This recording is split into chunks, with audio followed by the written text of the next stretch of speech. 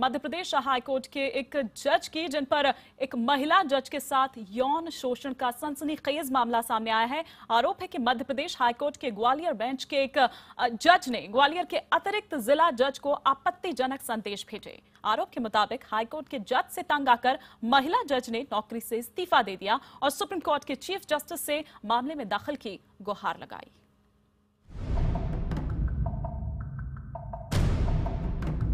ग्वालियर में अतिरिक्त जिला जज के तौर पर तैनात महिला जज का आरोप है कि हाईकोर्ट के ग्वालियर बेंच के एक जज ने उन्हें अपने घर पर अकेले में बुलाया।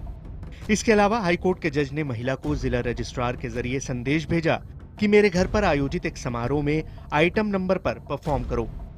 महिला जज का आरोप है कि जब वो उनके घर नहीं गईं, तो अगली सुबह उसे हाईकोर्ट के जज ने कहा एक सेक्सी और खूबसूरत महिला का डांस देखने का मौका नहीं मिला और वो इसे देखने को बेचैन है। अंग्रेजी अखबार में छपी खबर के मुताबिक इस तरह के व्यवहार से तंग आकर जब वो अपने पति के साथ हाईकोर्ट के जज से मिलने गई तो बुरी तरह नाराज हो गए और 15 दिन बाद मिलने को कहा, लेकिन 15 दिन बीतने के पहले ही उसका तबादला कर दिया गया।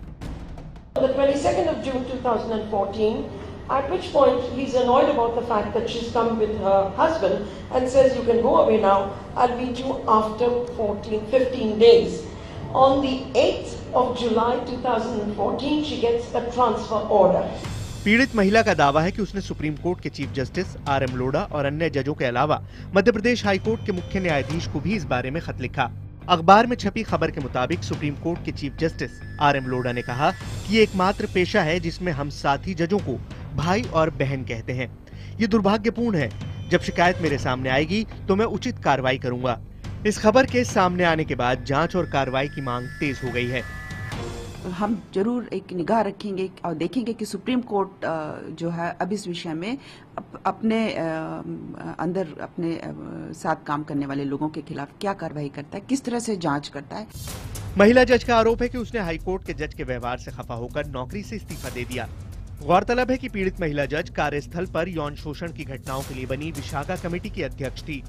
महिला जज के आरोपों पर तमाम दलों के नेताओं ने जांच की मांग की है। सबकी निगाहें अब सुप्रीम कोर्ट के चीफ जस्टिस पर टिकी हैं।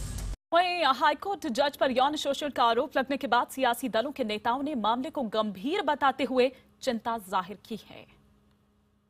ये बहुत ही दुर्भाग्यपूर्ण है कि एक जज भी आज असॉल्ट से, सेक्सुअल असॉल्ट से या एट्रोसिटी से या मोलेस्टेशन से बची नहीं है और बहुत ही दुखद है। और साथ ही मैं तो बधाई देती हूँ इस महिला जज को जिसने हिम्मत दिखाई खड़े होने की और अपनी लड़ाई लड़ने की, और जिस भी हाईकोर्ट जज ने उनके साथ इस तरह का बर्ताव किया है उन पर तुरंत कार्रवाई होनी चाहिए।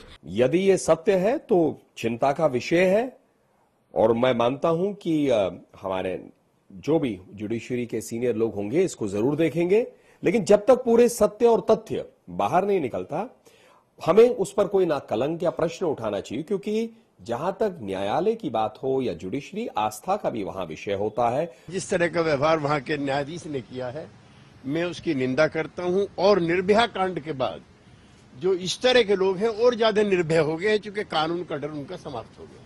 अगर ये घटना किसी नेता के साथ हो गई होती तब तक सुमोटो हम लोग कॉल कर लिए गए होते, सुमोटो सुपरविजन में मुकदमा चलने लगता। एक गंभीर मामला है। अगर जुडिशरी में इस तरीके के एलिगेशन लगते रहे तो फिर महिलाओं को कहीं जुडिशरी में जाने में संकोच होगा।